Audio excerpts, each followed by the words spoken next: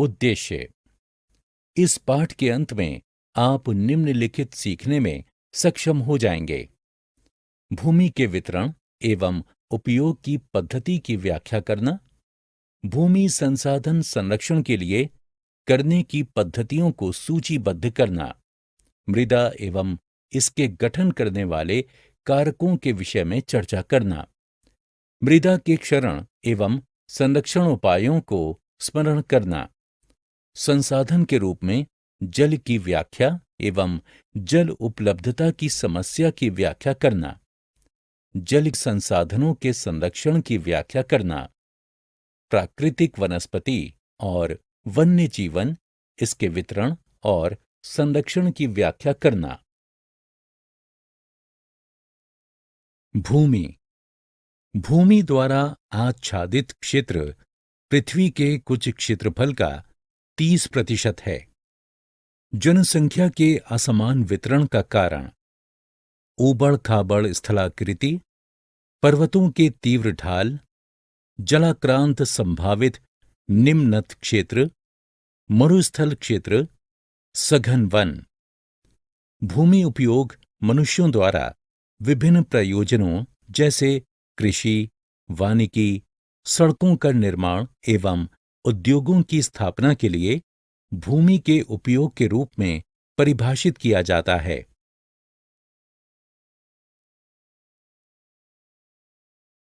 भूमि उपयोग प्रतिरूप के महत्वपूर्ण निर्धारक।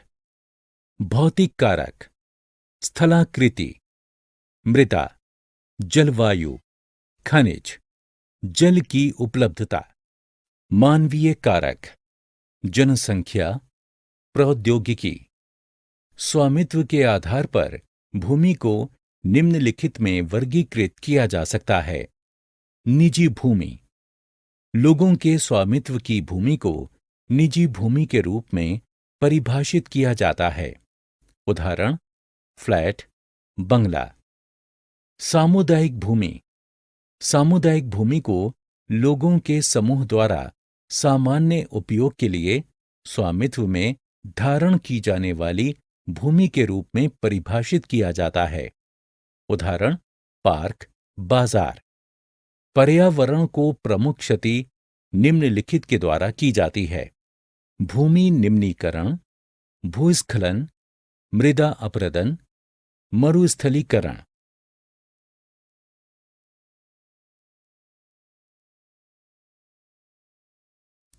भूमि संसाधनों का संरक्षण।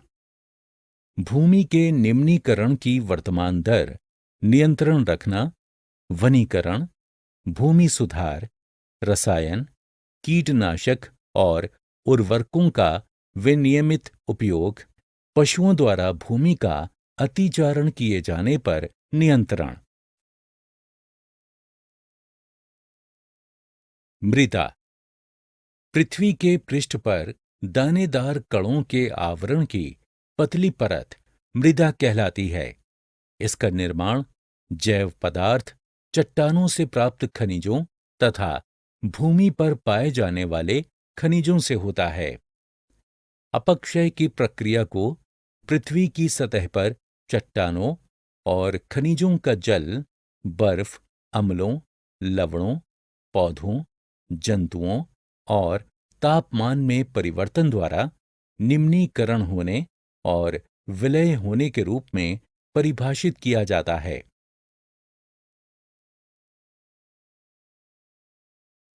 मृदा निर्माण को प्रभावित करने वाले कारक। जलवायु, स्थलाकृति, समय, जनक चट्टान, वनस्पति जात, प्राणी जात एवं सूक्ष्म जीव। मृदा निम्नीकरण उत्पन्न करने वाले कारक इस प्रकार हैं: निर्वनीकरण, अतिचारण, रासायनिक उर्वरकों एवं कीटनाशकों का आवश्यकता से अधिक उपयोग, वर्षा की चेतावनी, भूस्खलन, बाढ़। मृदा संरक्षण के उपाय। मल्च बनाना। इसे पौधों के बीज की अनावरित भूमि को भूसे जैसे जैव पदार्थ से ढकने के रूप में परिभाषित किया जाता है। लाभ। मृदा की आर्द्रता रुकी रहती है।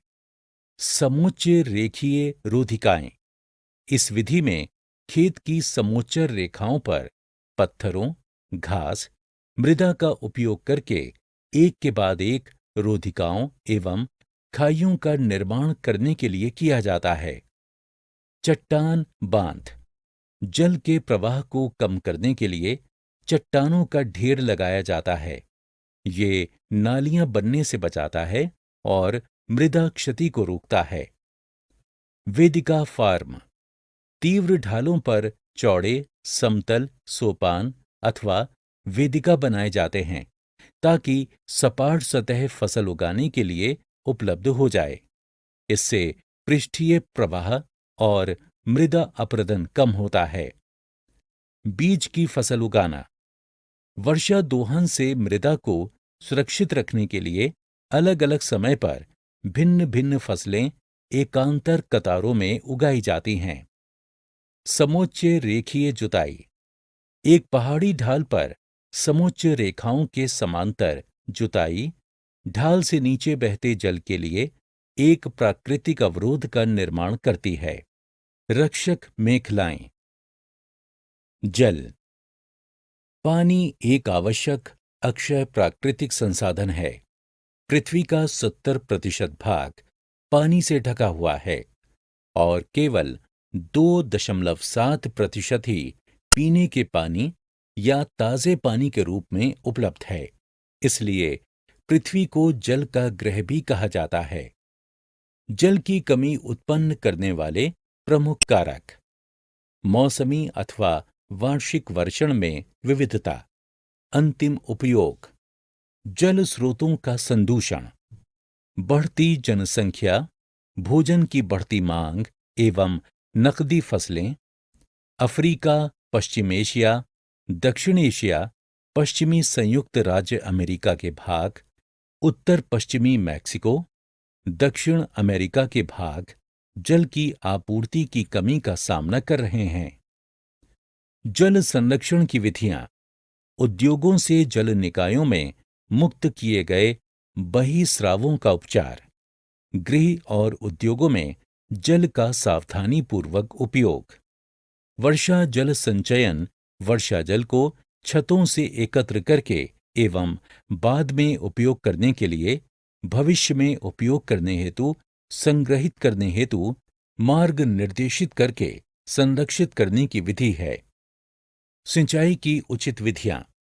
जल रिसाव को कम करने के लिए खेतों को सिंचित करने वाली नहरों को ठीक से पक्का करना चाहिए। रिसाव और वाष्पीकरण से होने वाली जल क्षति को रोकने के लिए क्षेत्र की स्प्रिंकलरों से सिंचाई की जानी चाहिए।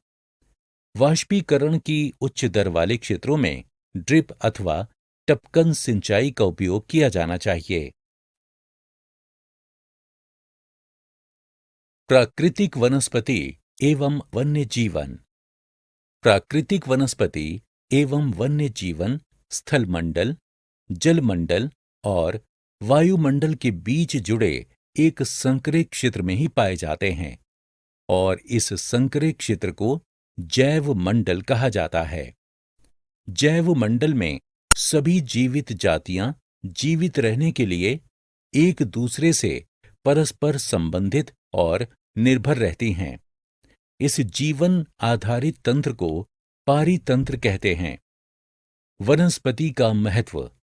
पौधे हमें इमारती लकड़ी देते हैं, प्राणियों को आश्रय देते हैं, ऑक्सीजन उत्पन्न करते हैं जिसमें हम सांस लेते हैं, मृदा की सुरक्षा करते हैं, रक्षक मेखला के रूप में कार्य करते हैं, भूमिगत जल के संग्रह में सहायता करते हैं, हमें फल, सूखे मेवे, लेटेक्स, कागज, गोंद आदि देते हैं। वन्य जीवन। वन्य जीवन के अंतर्गत जंतु, पक्षी, कीट एवं जलीय जीव रूप आते हैं। वन्य जीवन का महत्व। वे हमें दूध, शहद, मांस और लकड़ी प्रदान करते हैं। फूलों के परागण में मदद करते हैं। उदाहरण मधुमक्खी। पारितंत्र में अपघटक के रूप में महत्वपूर्ण भूमिका निभाते हैं। पारितंत्र में संतुलन बनाए रखने में मदद करते हैं। उदाहरण, गिद्ध एक अपमार्जक है, इसलिए जीव जंतुओं को खाता है और पर्यावरण को साफ रखता है। प्राकृतिक वनस्पति और वन्य जीवन। प्राकृतिक वनस्पति का वितरण। वनस्पति की वृद्धि निम्नलिखित पर निर्भर रहती है। तापमान, आर्द्रता। वनस्पति के मुख्य प्रकार। वन, भारी वर्षा एवं प्रचुर जल आपूर्ति वाले क्षेत्रों में विशाल वृक्ष पाए जाते हैं। आर्द्रता की मात्रा घटने के साथ वृक्षों का आकार एवं घनत्व घटता जाता है। घास स्थल, वे सामान्य वर्षा वाले क्षेत्रों में पाए जाते हैं और विश्व के घास स्थल का निर्माण करते हैं। झाड़ियां, ये कम वर्षा वाले शुष्क प्रदेशों में उगती हैं। इस प्रकार के क्षेत्रों में पौधों की जड़ें गहरी होती हैं। वाष्पोत्सर्जन से होने वाली आर्द्रता की हानि को घटाने के लिए इन पेड़ों की पत्तियां कांटेदार और मोमी सतह वाली होती हैं। टुंड्रा, शीत ध्रुवीय प्रदेशों में पाई जाती हैं। उदाहरण, मॉस और लाइकेन। वन के प्रकार। अपनी पत्तियां गिराने के समय के आधार पर। सदाहरित वन, ये वर्ष की किसी भी ऋतु में अपनी पत्तियां एक साथ नहीं गिराते। पर्णपाती वन। पर्णपाती वन ऐसे वन हैं जिनके वृक्ष वाष्पोत्सर्जन से होने वाली हानि को रोकने के लिए किसी विशेष ऋतु में अपनी पत्तियां गिरा देते हैं। अपनी स्थिति के आधार पर सदाहरित एवं पर्णपाती वनों को आगे निम्नलिखित में वर्गीकृत किया गया है। उष्णकटिबंधीय वन, शीतोष्ण कटिबंधीय वन। संसाधनों के लुप्त होने के कारक। जंगल में लगी आग, सुनामी और भूस्खलन। जलवायु में परिवर्तन, मानवीय हस्तक्षेप, निर्वनीकरण, मृदा अपरदन, भवन निर्माण संबंधी गतिविधियां, दांत, खाल, सींगों, नाखून और पंखों के लिए जंतुओं का अनधिकार शिकार। उदाहरण, शेर, बाघ, हाथी, मगरमच्छ। हमारी प्राकृतिक वनस्पति और वन्य जीवन की रक्षा के लिए राष्ट्रीय उद्यान, जैव मंडल निचय और वन्य जीव अभयारण्य बनाए जाते हैं। ये झीलों, घाटियों और आर्द्र भूमि को कम करने से बचाने के लिए भी महत्वपूर्ण हैं। CIT सारांश। हमने जो कुछ सीखा है उसे संक्षेप में दोहराएं। भूमि, मृदा और जल सबसे महत्वपूर्ण प्राकृतिक संसाधनों में से एक है। भूमि का प्रयोग विभिन्न प्रयोजनों जैसे कृषि, वानिकी, खनन, गृह निर्माण, सड़कें और उद्योगों की स्थापना के लिए किया जाता है। भूपृष्ठ को आच्छादित करने वाली दानेदार पदार्थ की पतली परत को मृदा कहा जाता है।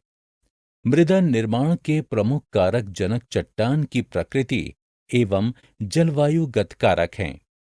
मृदा अपरदन और क्षीणता संसाधन के रूप में मृदा के लिए प्रमुख खतरे हैं। मृदा संरक्षण की पद्धतियां मल्च बनाना, समोच्च रेखीय रोधिकाएं, चट्टान बांध, वेदिका फार्म, बीज की फसल उगाना, समोच्च रेखीय जुताई एवं रक्षक मेखलाएं हैं। अधिकांश अफ्रीका, पश्चिम एशिया, दक्षिण एशिया, पश्चिमी अमेरिका के कुछ हिस्से, पूर्वोत्तर नॉर्थ वेस्ट मैक्सिको, दक्षिण अमेरिका के भाग एवं संपूर्ण ऑस्ट्रेलिया जल की कमी का सामना कर रहे हैं। प्राकृतिक वनस्पति और वन्य जीवन स्थलमंडल, जलमंडल और वायुमंडल के बीच संपर्क के संकीर्ण क्षेत्र में पाए जाते हैं जिसे हम जैव मंडल कहते हैं।